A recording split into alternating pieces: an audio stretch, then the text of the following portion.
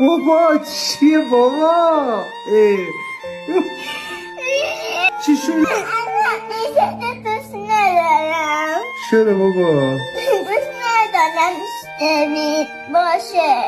بابا چرا ریشه تری میشه پیر میشی؟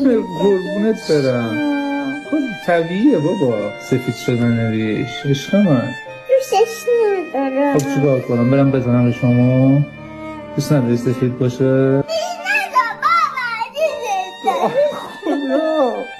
بچه ها میدونید وجود یک دختر در خانه پدر 17 تا 35% امید به زندگی رو در پدر بالا میبره. اینو میدونید؟ وجود یه دختر ها. آره قدر خودتون رو بدونید. اینها نور خانه هستند آقایان.